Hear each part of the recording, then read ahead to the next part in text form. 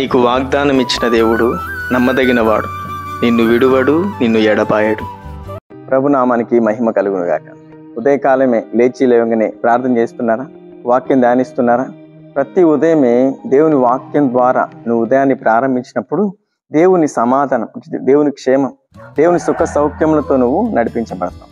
ఎందుకంటే నీకు ఎదురయ్యే సమస్యలన్నీ సమాధానంగా మారాలంటే, నీకు ఎదురయ్యే ప్రతి శోధన తొలగిపోవాలంటే వాక్యం ద్వారా, ప్రార్థన ద్వారా ఉదయాన్నే లేచి ఆయన ముఖాన్ని చూసినప్పుడు దేవుడు నీ కాపరిగా ఉంటాడు, నిన్ను చక్కగా తన మార్గంలో నడిపిస్తాడు. చూస్తున్న ప్రతి ఒక్కరు లైక్ చేయండి, షేర్ చేయండి, సబ్స్క్రైబ్ చేసుకోండి. ఈ ప్రాబ్లం ఏదున్నా మాకు తెలియజేయండి. తప్పకుండా మీ అందరి కోసం మేము ప్రార్థన చేస్తాం. చదువుకుందాం. ఉదయకాలం ప్రభు నీకు ఇస్తున్న శ్రేష్టమైన మాట, అద్భుతమైన మాట. యెషయా గ్రంథం 51వ అధ్యాయం 12వ వచనం. నేనే మిమ్మల్ని ఓదార్చువాడను. దేవునికి స్తుతి కలుగును గాక. ఆయనే నిన్ను ఓదార్చేది, ఆయనే నిన్ను ధైర్యపరిచేది, ఆయనే నీ ప్రతి కన్నీటి బాష్ప బిందువు తుడిచేది. చూడండి, మనకేదైనా సమస్య వచ్చినప్పుడు, బాధ వచ్చినప్పుడు నేను నీ దగ్గరికి ఎవ్వరు రా. నువ్వు బాగుంటే, నువ్వు అన్ని విషయాల్లో బాగా నీ దగ్గర ధనం ఉంటే నీ చుట్టూ జనాలంతా మూగుతారు. కానీ నీ దగ్గర లేనప్పుడు, నువ్వు కష్టంలో ఉన్నప్పుడు, శోధనలో ఉన్నప్పుడు నిన్ను పలకరించడానికి కూడా మన దగ్గరికి ఏ మనిషి రాడా. కానీ ప్రభు నిన్ను వెతుక్కుంటూ వస్తాడు, నీ దగ్గరకు వస్తాడు, నీ దగ్గర కూర్చుంటాడు, నీతో మాట్లాడతాడు, నేను ధైర్యపరుస్తాడు. నీకన్నిటిని తుడిచి ఆయన నేను నీకున్నాను, నువ్వు ఎందుకు భయపడుతున్నావని ఆయన నీతో మాట్లాడే దేవుడు, నిన్ను దర్శించే దేవుడు, నిన్ను ధైర్యపరిచే దేవుడు, మళ్ళా నిన్ను లేవనెత్తి ఆయన మార్గములను చక్కగా నడిపించే దేవుడే. ఆయన అంటున్నాడు, నేను నిన్ను ఓదారుస్తాను. చూడండి, అబ్రహాము కృంగిపోయాడు, ఒకసారి అధైర్యపడ్డాడు.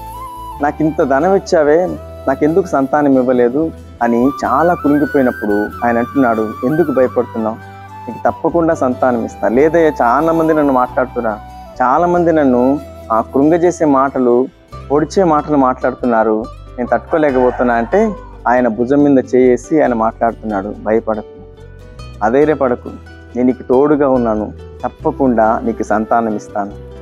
అబ్రహాం మరలా ధైర్యం పొందుకున్నాడు, విశ్వాసంలో మళ్ళా వృద్ధి పొందించబడ్డాడు. మరలా ధైర్యంగా ఆయన మార్గంలో నడిచేటట్టు ప్రభు ఆయన ఓదార్చాడు, ధైర్యపరిచాడు.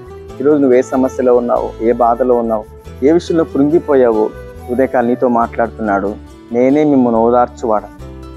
ఈరోజు సమస్యల, బాధల ఏవి లెక్క చేయవు, ప్రభు ముఖాన్ని చూడు, ఆయన చేయి పట్టుకో, ఆయన పాదాలు పట్టుకో. ఉదయకాలం ఆయన చేయి నువ్వు పట్టుకుంటే గనక నిన్ను చక్కగా నడిపిస్తాడు, తన మార్గంలో నడిపిస్తాడు.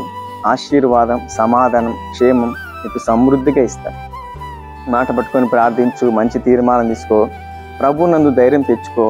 ప్రభు నీకు అన్ని విషయాల్లో నిన్ను దీవించి వర్ధిల్లజేయబోతున్నాడు. ఈ వాగ్దానం ఈ జీవితంలో ఈరోజు నెరవేర్చి ప్రభు ఈ రోజు అంతా నీకు తోడే ఉండి నడిపించునుగా. ఆమేన్. కళ్ళు మూసుకొని ప్రార్థనలోకి ఇవ్వించండి. మీకు అందరి కోసం ప్రార్థన చేయబోతున్నాం. మహాపరిశుద్ధుడా, సర్వశక్తి గల దేవుడా, నీకు స్తోత్రములునైనా. ఈ మాటలు ఉంటున్న ప్రతి బిడ్డలు ఏ విషయంలో కృంగిపోయారో, ఏ విషయంలో ఏడుస్తున్నారు, ఏ విషయంలో బాధపడుతున్నారో వాళ్ళందరినీ ధైర్యపరచండి, సమాధానపరచండి, లేవనెత్తమని ప్రార్థిస్తున్నాం. ఇదేకాల మ్యారేజ్ డే, బర్త్డే జరుపుకునే బిడ్డలను దీవించండి, ఆశీర్వదించండి. నీ బిడ్డలకు ఏ అవసరం ఉందో నీ మహిమలో ప్రతి అవసరం తీర్చున్నాయి. వెళుతూ వస్తున్న ప్రతి మార్గంలో తోడుగా ఉన్నాయి. ప్రతి అపాయం నుంచి తప్పించండి, ప్రతి కీడు నుండి విడిపించండి, ప్రతి శోధన నుంచి తప్పించమని ప్రార్థిస్తున్నాం. ప్రభువా, ప్రతి ఒక్కరిని తండ్రి దీవించమని ప్రార్థిస్తున్నాం, హెచ్చించమని ప్రార్థిస్తున్నాం. ప్రతి కుటుంబంలోనైనా శోధన తొలగించు, రోగం తొలగించు, సమస్య తొలగించు. ఏ దానికి భయపడుతున్నారో, ఏ దానికి కలవరపడుతున్నారో ఆ కలవరం నుంచి విడిపించమని ప్రార్థిస్తున్నాం. అన్ని విషయాల్లో క్షేమం, సమాధానం కలిగించి నీ మహిమైశ్వర్యంతో నింపి నడిపించమని నజరేయుడైన యేసుక్రీస్తు నామములో ప్రార్థిస్తున్నాం పరమ తండ్రి.